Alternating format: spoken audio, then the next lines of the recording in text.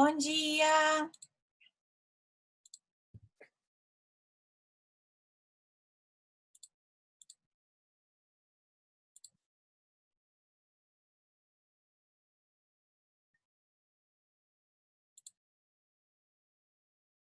Bom dia, pessoal! Deixa eu avisar no grupo que a gente já está ao vivo.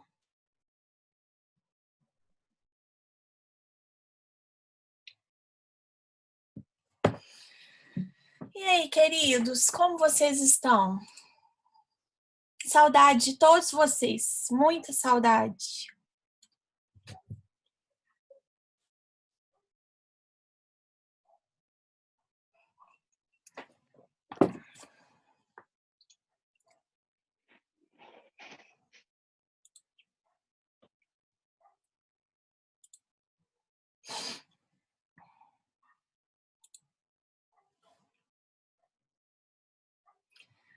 Ei, Laísa, bom dia!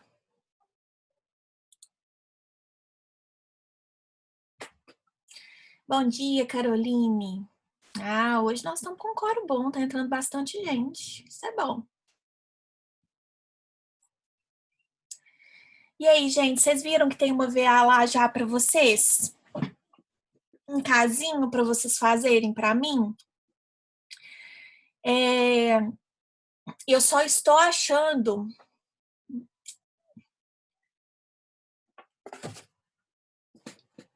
Vocês têm alguma dúvida?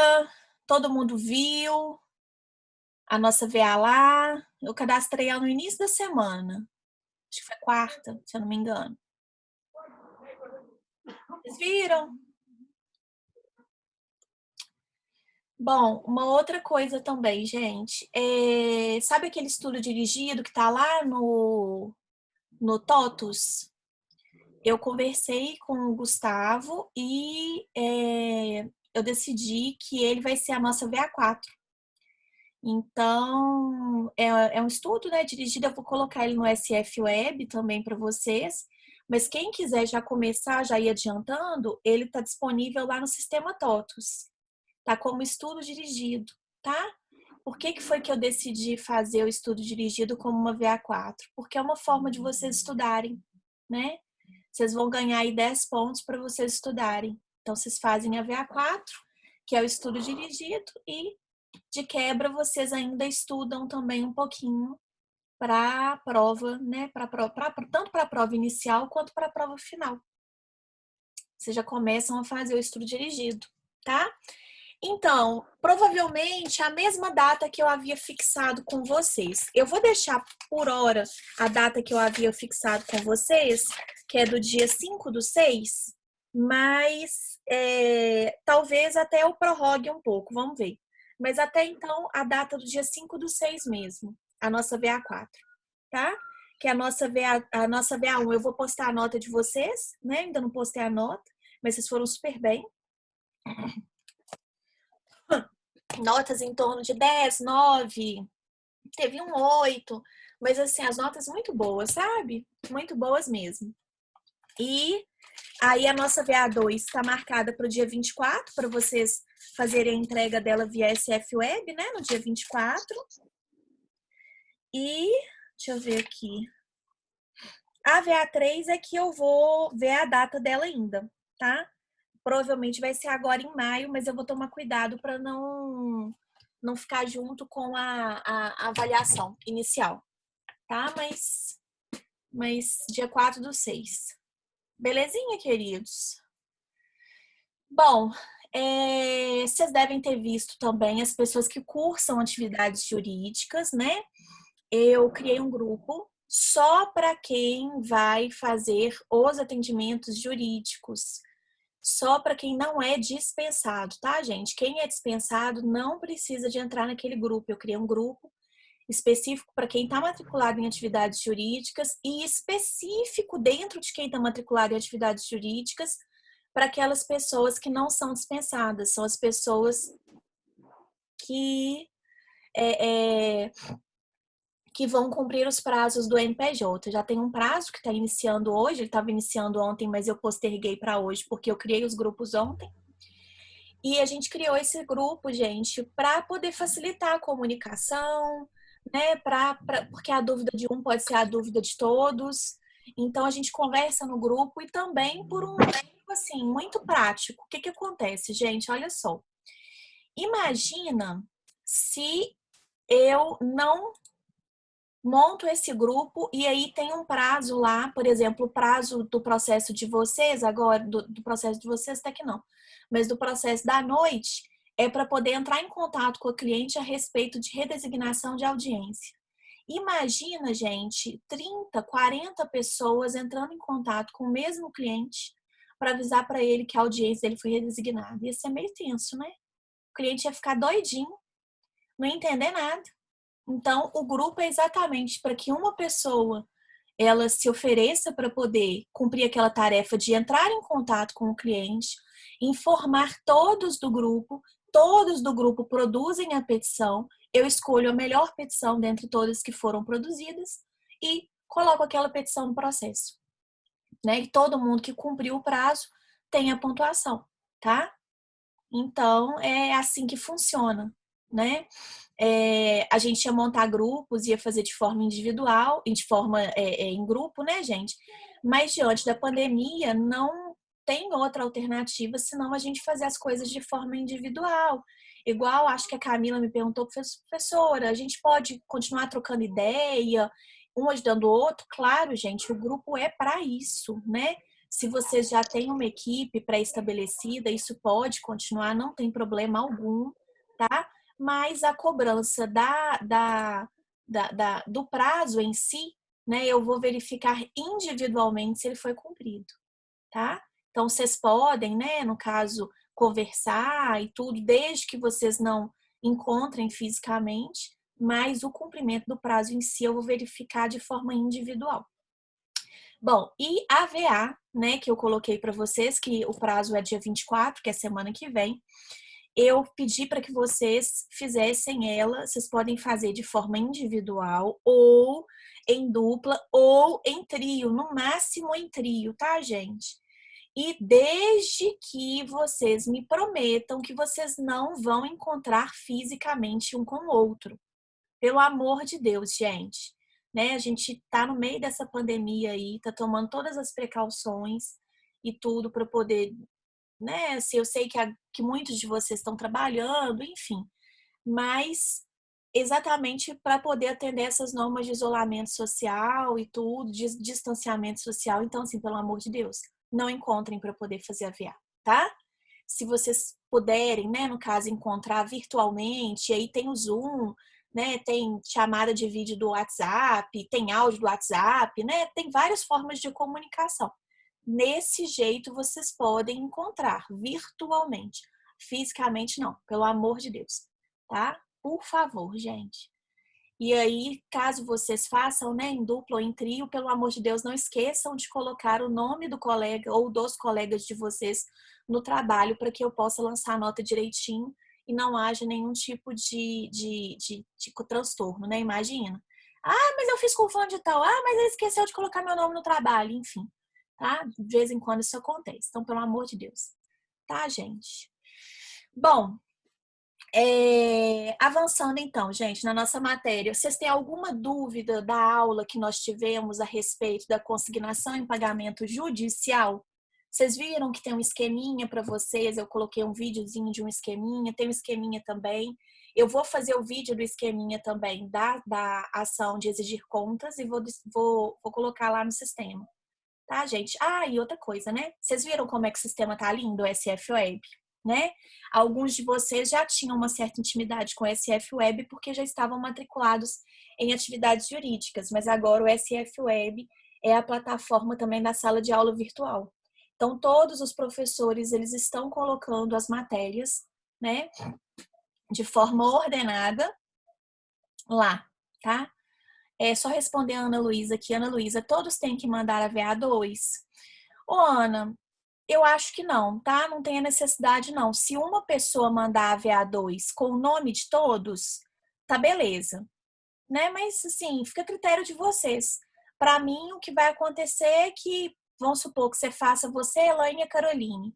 Eu vou saber E aí, quando chegar lá na Caroline, que é a última, eu nem vou abrir a VA dela, porque eu já sei que a VA é a mesma que você apresentou, a mesma coisa com a Elaine, entendeu? Então fica a critério de vocês. Para mim não faz diferença.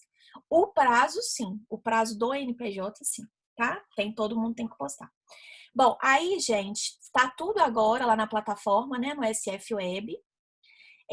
Vocês vão observar que, inclusive, os primeiros áudios que eu enviei da matéria estão lá salvos como podcasts, né? E aí eu salvei, inclusive, falando, olha, cuidado, gente, né? Atenção. Então, assim, deem uma olhada lá. Vocês vão observar também que nas minhas aulas tem uma parte que chama Na Prática, que são casos práticos, né? Tem uma parte que é um resuminho e tem uma parte que é um caso prático. Atentem-se a esses casos práticos. Vocês vão fazer um caso prático meu agora, né? Para o dia 24, que é uma petição de tutela. Nós vamos falar um pouquinho dessa petição de tutela. Mas ela é uma petição simples, né? Que vocês vão fazer para poder entregar no dia 24. E o caso, como está apresentado na VA, gente, eu cobro mais ou menos assim nas minhas provas. A grande maioria de vocês foram meus alunos, né? Então vocês sabem que a minha prova ela é feita de casos práticos. Então, mais ou menos assim, né? Igual o caso, lógico que não com aquela quantidade de dados, né? Mas mais ou menos um caso como o da VA pode estar na nossa prova, entende? É um caso prático, a nossa prova toda é de casos práticos. Mas mais adiante eu falo melhor da prova para vocês, porque a gente também tem que ver como é que ela vai ser realizada, enfim, tá? Mas eu vou passar as informações para vocês assim que a gente alinhar tudo com a coordenação e com a direção. E aí o próprio coordenador Gustavo vai repassar e eu repasso para vocês também. Bom, então, gente, nas últimas 2 aulas a gente estudou a ação de consignação e pagamento. Primeiro nós estudamos a consignação e pagamento extrajudicial, que é um procedimento especial. Depois a gente estudou a ação judicial de consignação e pagamento, né, o procedimento judicial de consignação e pagamento. E hoje a gente vai estudar uma ação que é muito legal, que é muito interessante, que é uma ação de exigir contas. Para quem está no 7º período, inclusive, que está estudando aí com a professora Renata a parte de sucessões, ela é uma ação que pode ser utilizada, inclusive, dentro dos inventários. Quando há algum tipo de suspeita de que o inventariante, por exemplo, ele está desviando o patrimônio dentro do inventário. Né? Então, assim, ela é uma ação super interessante, gente. Nós vamos falar bastante dessa ação e eu vou explicar para vocês como que é o procedimento dessa ação de exigir contas. Agora, gente, eu queria saber de vocês. Vocês têm alguma dúvida do que a gente já estudou para trás? Posso seguir a matéria?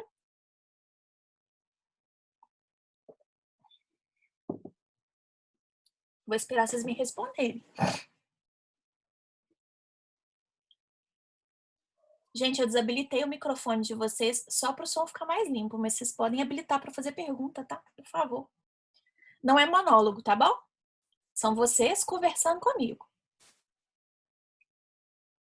Posso continuar, gente? Pode. Então, beleza. Aí, o que acontece?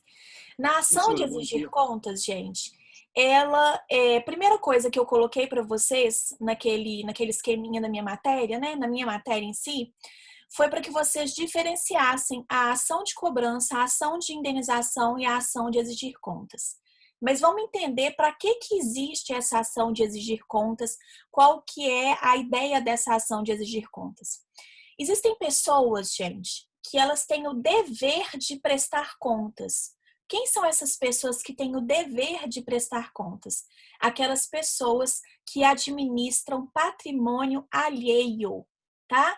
Então, toda pessoa que administra um patrimônio alheio, um patrimônio que não é dela, tem o dever de prestar contas para as pessoas que possuem aquele patrimônio. Então, por exemplo, o síndico dentro de um condomínio, ele é a pessoa que administra aquele patrimônio, que administra, inclusive, as verbas do condomínio para poder efetuar o pagamento das contas, fazer melhorias que foram votadas na Assembleia. Então, o síndico, ele tem o dever de prestar contas, de falar, olha, a arrecadação foi tanto, nós gastamos tanto para poder pagar a conta de luz, tanto para poder pagar a conta de água, tanto para poder pagar a conservadora, sobrou tanto, hoje no caixa a gente tem tanto. Então, ele tem esse dever, mas não só ele, gente. Uma outra pessoa também que é obrigada a prestar contas é o tutor, em relação aos bens do tutelado. O que é o tutor, gente? Vocês provavelmente, não sei se todo mundo já estudou isso em direito de família, né? Mas o tutor é aquela pessoa que é o responsável legal de uma pessoa que é menor de idade, né? Então, na ausência dos pais, é nomeado um tutor que vai ficar responsável por poder, no caso, responder pelos atos, né, praticados por aquela pessoa que é menor de idade e também para administrar o patrimônio. Então, vamos supor que uma criança fique órfã e ela tenha um patrimônio de mais de R$ 1 milhão. Foi nomeado para ela um tutor. Esse tutor vai cuidar dessa criança e também vai cuidar desse patrimônio. E ele tem que também prestar contas do que está sendo feito com esse patrimônio. Ah, eu gastei tanto para poder pagar a escola da criança, eu gastei tanto para poder pagar psicólogo, gastei tanto com moradia. Ele é obrigado a prestar essas contas. Por quê? Porque o dinheiro que ele está administrando ali não é um dinheiro dele, tá? Bom, nós temos também a hipótese do curador. O curador é aquela pessoa que faz a curatela de alguém que é incapaz, né? Hoje a gente teve uma mudança em relação ao Estatuto da Pessoa com Deficiência. Se vocês ainda não estudaram isso, vocês vão estudar ainda. Acredito que vocês tenham visto isso em direito de família, né? Mas essa curatela ainda é exercida, principalmente nos casos em que ainda era possível uma pessoa ser tida como absolutamente incapaz, antes do Estatuto da Pessoa com Deficiência, e os bens desse incapaz, eles são geridos por esse curador, tá? Então, vamos supor uma pessoa que seja, que tenha síndrome de Down em estágio, né, assim, num grau bem avançado, bem avançado. Eu tenho uma cliente assim, e que na época, quando a gente fez o processo dela de interdição, era possível tê-la como absolutamente incapaz. Foi anterior ao Estatuto da Pessoa com Deficiência. A mãe dela, que é a curadora dela, né, essa menina hoje ela tem 30 anos, a mãe dela que é curadora dela e a mãe dela que faz toda a administração dos bens dela, entende? Então, nessa situação específica também, essa mãe ela tem que prestar contas em relação à administração dos bens da filha. Por quê? Porque ela é curadora, né? Um outro exemplo também, gente, o inventariante. O inventariante, vocês estão estudando, aqueles que estão estudando direito das sucessões com a Renata, já devem ter visto isso, os que ainda não estudaram vão ver no semestre que vem, mas o inventariante, gente, ele faz a administração dos bens do decújos, né? Ele é o responsável por essa administração de bens, inclusive processualmente falando. E existem vários casos, não é, né, raro isso acontecer, de inventariantes que acabam tentando passar a perna nos demais herdeiros e desviam mesmo o patrimônio, tá, do inventário. Às vezes, até antes de iniciar o inventário, a pessoa às vezes já começa a fazer esse desvio de bens, enfim. E o inventariante, gente, ele tem esse dever legal de prestar contas. Então, ele tem que dizer no processo, quanto que foi arrecadado esse mês? Tem um bem que é de aluguel, tem um outro patrimônio que tá arrendado, então foi arrecadado tanto, foi gasto tanto, teve que pagar ITCD, teve que pagar advogado. Então, assim, ele é responsável por fazer essa administração dos bens e por ser esse responsável pela administração dos bens, ele também é responsável, gente, por poder, no caso, prestar as contas, tá? Ele tem que prestar as contas dessa administração que ele está fazendo. O advogado também, gente, né? São vários os casos, tá? O advogado, né? O advogado também. Existem vários advogados, né, que acabam recebendo valores em nome dos clientes, né? Não recomendo, mas a gente tem advogados que fazem isso, que na própria procuração, enfim. e combinam isso com o cliente. E aí a gente tem algumas situações, infelizmente, de advogados que recebem, né, um dinheiro, por exemplo, que seria direcionado para o cliente, ao invés de repassar para o cliente, eles embolsam dinheiro, tá? Esse advogado também, gente, que porventura receber um valor para o cliente, tá administrando ali, de certa forma, o patrimônio que é do cliente, ele também deve prestar contas. Tem um caso polêmico, né, que são os pais, tá? Os pais devem prestar contas e, inclusive, eu até coloquei para vocês no próprio trabalho, na própria aula texto que eu disponibilizei para vocês lá no sistema, uma das questões que eu coloquei, né, um dos links que eu coloquei de matéria, foi exatamente referente ao STJ ter decidido no ano passado que não cabe ação de exigir contas em alimentos. Não sei se vocês viram, né? Eu imagino que todos vocês devem ter visto a minha aula texto lá no SF Web, e um dos links dessa aula texto é exatamente essa decisão do STJ. Foi uma decisão super polêmica, gente. Por quê? O STJ ele decidiu da seguinte forma: olha, essas questões familiares, vou te explicar, Elaine. Essas questões familiares, olha lá, essas questões familiares, elas permeiam várias outras questões, né? Todo mundo aqui provavelmente já deve ter visto um processo de família, já deve ter se envolvido com algum processo de família, enfim. E muitas questões que não são do processo, gente, acabam sendo levantadas ali no calor da hora. É muito comum, infelizmente, e aí vocês, né, ou eu posso falar isso com vocês, porque vocês, inclusive, estão ou já tiveram direito de família.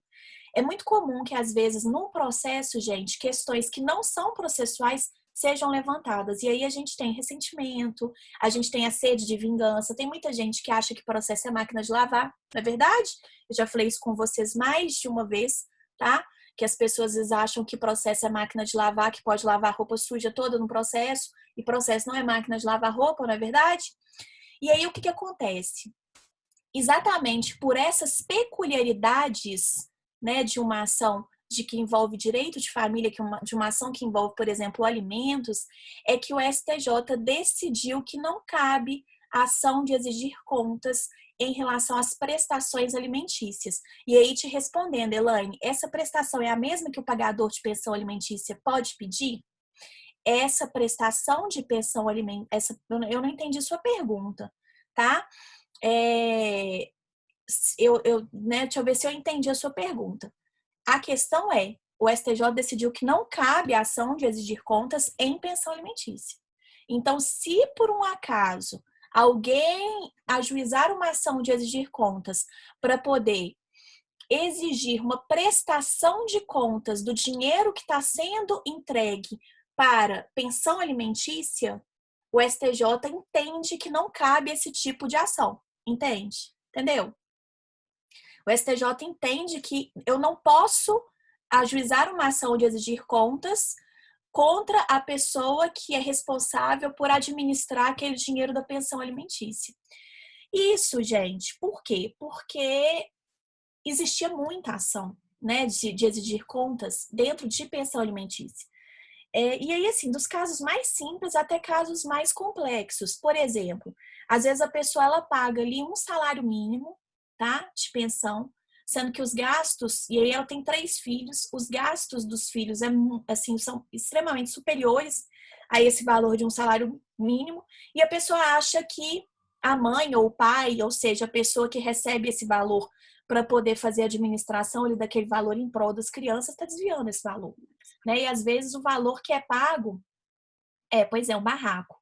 Antes tinha, era assim, um barraco, exatamente. E às vezes o valor que é pago, gente, não cobre nem as despesas daqueles filhos, né? Isso eu coloquei valor de um salário mínimo, mas tem gente que paga 30% do salário mínimo e acha que está pagando uma fortuna, né? Acha que a pessoa vai pegar o dinheiro e vai comprar sapato, né? Ou vai para o bar beber, enfim. Ah, professora, mas existem essas situações? Existe. Claro que existe, né, gente? Existe, tá? Mas elas são raras, elas não acontecem com tanta frequência. E aí, o que é que acontecia? As pessoas, elas utilizavam da ação de exigir contas para infernizar a vida da outra, entende? E aí, exatamente por conta disso, é que culminou numa decisão do STJ dizendo que não cabe a ação de exigir contas em relação à prestação alimentícia. Gente, é uma decisão. É súmula vinculante? Não. É uma decisão, exatamente, tipo o caso do Wesley Safadão, tá? É isso mesmo. E aí, o que que acontece, gente?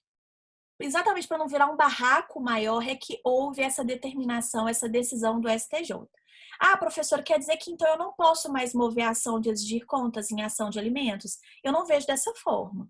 Eu vejo que, havendo motivo e sendo bastante justificado o motivo, é possível sim mover a ação. Porque percebam, não existe vedação legal, existe uma decisão do STJ. E essa decisão do STJ, gente, ela tem uma destinação certa para aquelas pessoas que acham que processo é máquina de lavar roupa, tá?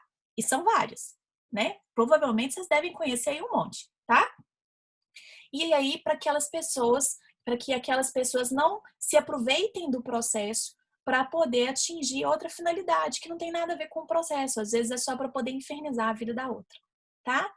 Sim.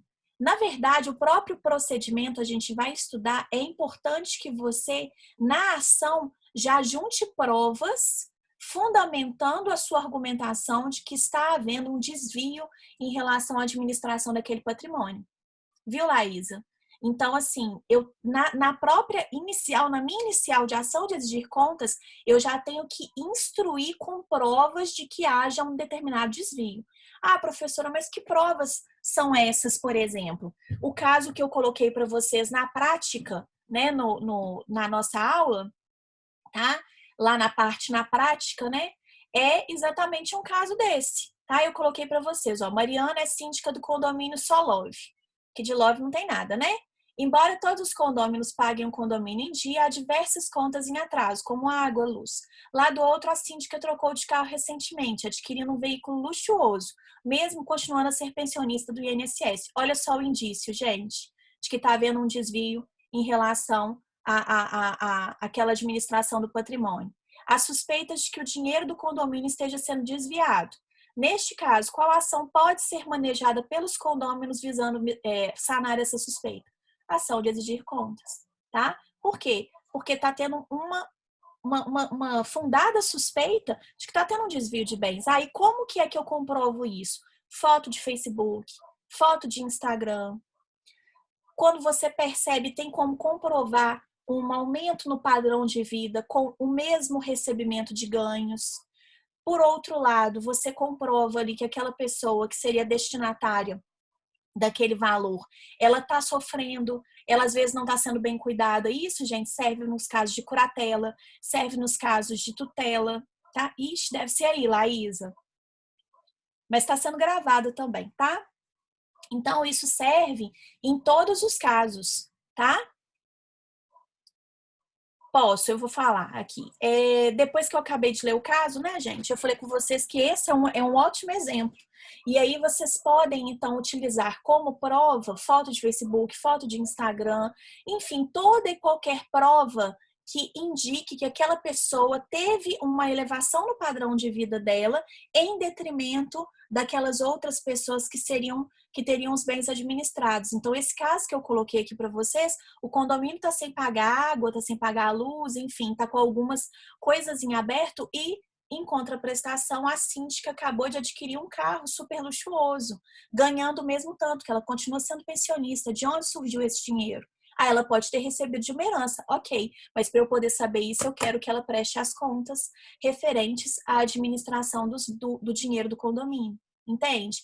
E aí isso cabe no caso da curatela, tá? Tem muita gente, né, gente, que às vezes faz curatela de idoso, fica com o dinheiro e deixa o idoso, às vezes, em condições, assim, deploráveis. É a mesma situação. E tem assim, infinitas possibilidades com relação a isso. O inventariante que começa a ter um padrão de vida maior, ganhando o mesmo tanto, e aí os demais herdeiros descobrem que teve um patrimônio que foi vendido, que teve um aluguel que foi recebido e não foi repassado para a conta, tá? Então, são situações como essa.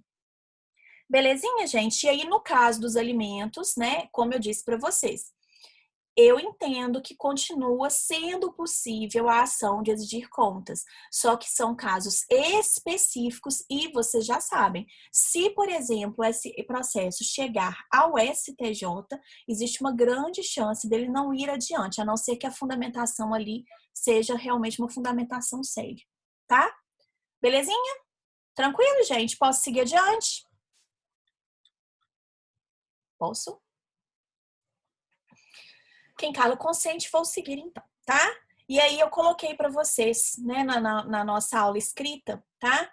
Que o devedor de contas, né, é aquela pessoa que administra as contas, ele é o réu da ação de exigir contas, tá, gente? E o credor das contas é aquela pessoa que tem o seu patrimônio ali sendo administrado ou aquele em favor de quem a administração do patrimônio se deu. Ele é o autor da ação de exigir contas, né? E aí o procedimento, gente, como que é o procedimento? Primeira coisa, o procedimento de ação de exigir contas, ele está regulamentado nos artigos 550 a 552 do Código de Processo Civil, tá? Na petição, gente, é necessário que o autor ele exponha as razões pelas quais ele está exigindo essas contas, ou seja, quais são os motivos que o levam a exigir essas contas, né, exigir essa prestação de contas, tá? Ele vai ter que provar que ele tem qualidade para poder exigir essa prestação de contas, exigir que a parte preste essas contas, né? E ele também já tem que apresentar, como eu já havia falado para vocês, provas documentais, indícios de que haja um desvio, de que haja aí algum problema na administração dessas contas. Então não é assim, vou mover uma ação contra o síndico que está tudo em dia, está tudo certo, não tem indício nenhum de ação de exigir contas. Não é assim, gente. Eu tenho que ter um indício de que está havendo um desvio em relação à administração daquele bem. E outra coisa que vocês têm que ter em mente também, gente. Essa ação, ela só é movida quando você já tentou de forma extrajudicial um contato com o síndico, um contato com a pessoa, para que ela pudesse ali, né, no caso, prestar aquelas contas, te mostrar como que está sendo feita essa administração, e aí a pessoa ela se nega, tá? É claro que isso não está sendo colocado como um pressuposto para mover a ação. Não é pressuposto para mover a ação, mas isso é racional, tá, gente? O que é melhor? Exatamente, uma reunião de condomínio. Você faz uma reunião de condomínio, chega para o síndico e fala assim, então, a gente está sentindo falta daquele papelzinho que você colocava aqui, dizendo quanto que gastou para tanto, quanto gastou para tanto, qual que é o caixa que a gente tem hoje, fluxo de caixa que a gente tem hoje, os livros do condomínio não estão sendo bem preenchidos, como é que tá a arrecadação, e aí o síndico começa a ficar igual o sabonete, sabe? Começa a desviar, não, deixa depois eu faço e tudo. Aí, gente, se você não conseguiu, move a ação. Por que eu tô dizendo isso? Porque não é razoável, gente, né? Nem proporcional que, sem que você tente de outra forma conversar, você já move uma ação como essa. Né? É uma ação no Poder Judiciário, gente. Mas eu vou ter justiça gratuita. Não necessariamente, né? E mesmo se por um acaso você tiver justiça gratuita, a gente sabe que a justiça não é assim gratuita, né? Quem paga somos todos nós. Então, assim, a gente tem que ter consciência em relação a isso. Mas isso é pressuposto para ajuizar a ação? Não. Se você quiser de cara já mover a ação de exigir contas, pode? Pode. Mas, né? Numa racionalidade, é claro que é razoável e proporcional que você procure antes a pessoa e tente uma solução ali, gente, extrajudicial, tá? Beleza? Tranquilo? Aí, posso continuar, gente? Então, beleza. Aí, o que vai acontecer, tá? Eu vou mover, então, essa ação, vou fazer essa petição. Essa petição, gente, ela vai ter os requisitos do artigo 319 e 320 no que couber, mais os requisitos específicos da ação de exigir contas, tá? E aí, eu já falei para vocês que essa ação, ela começa a partir do artigo 550. No parágrafo 1º do artigo 550, gente, tem aqui o requisito, olha só. Na petição inicial, o autor especificará detalhadamente as razões pelas quais exige as contas, instruindo-a com documentos comprobatórios dessa necessidade, se existirem. Tem audiência de conciliação ou mediação nesse procedimento, gente? O que vocês acham? Sim ou não?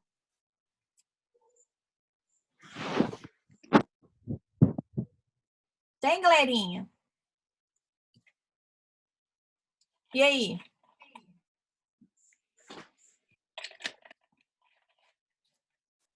O que eu tinha falado para vocês a respeito do procedimento especial? Se não tiver constando no procedimento especial audiência de conciliação ou mediação, gente, não tem audiência de conciliação ou mediação no procedimento, tá? Então, não precisa de colocar na ação essa designação de audiência, de mediação ou de conciliação. Não é próprio do procedimento. E a gente pode comprovar isso, gente, a partir, inclusive, do próprio caput do artigo 550. Olha só, aquele que afirmar ser titular do direito de exigir contas requererá a citação do réu para que as preste ou ofereça contestação no prazo de 15 dias. Tá constando aqui, gente, que a pessoa ela vai ser citada para poder comparecer em audiência de conciliação ou mediação? Não, tá? Tá constando no artigo específico, no 550, que você vai pedir a citação da pessoa para que ela preste as contas ou ofereça contestação no prazo de 15 dias. Então, gente, não tem audiência de conciliação ou mediação nesse procedimento, tá? Por favor, isso é uma dúvida de vocês. Normalmente vocês caem nessas pegadinhas igual um patinho na lagoa, porque vocês pensam na regra geral e acham que ela vai servir também para procedimento especial. Como o próprio nome diz, gente, é procedimento especial, tá? Então, a gente utiliza o regramento específico, ok? E aí, então, eu faço a petição no que couber com os artigos 319 e 320, mais a parte específica do artigo 550, tá? Do Código de Processo Civil. E aí, gente, o réu, então, ele vai ser citado para, em 15 dias, oferecer contestação ou prestar contas, né? E aí pode acontecer o seguinte, pode acontecer do réu prestar contas, tá? Se o réu prestar contas, gente, o autor ele vai ser intimado para poder se manifestar no prazo de 15 dias, seguindo uma ordem mesmo, como vocês estudaram lá no processo de conhecimento, né? Quando o autor ele faz a petição, o réu ele é citado, oferece contestação. Depois da contestação, o autor fala de novo, não fala? Em sede de réplica. Fala, não fala, gente? Em sede de réplica? Fala, né? Beleza, isso. Aí o que que acontece? Aqui é a mesma coisa. O autor fez a petição, o réu é citado e aí vamos supor que ele ofereça essas contas, que ele preste essas contas. O que que vai acontecer então? O autor ele vai ser intimado para poder se manifestar a respeito dessas contas que foram apresentadas pelo réu. Então, o autor também tem um prazo de 15 dias para poder se manifestar.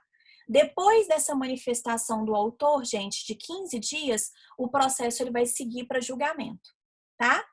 Pode acontecer também do réu devidamente citado, e aí vamos colocar, por exemplo, né, o caso do síndico, tá? Suponhamos que o caso seja o do síndico aí que está desviando o patrimônio. O caso que eu citei para vocês na nossa aula, né, no desafio da nossa aula, na parte da prática da nossa aula. Se o réu contestar, gente, ele não prestou contas, mas ele apresentou contestação. O que que vai acontecer? O autor também vai ser intimado para se manifestar a respeito dessa contestação em 15 dias. Eu vou encerrar essa transmissão e já vou mandar o link da próxima, tá, gente?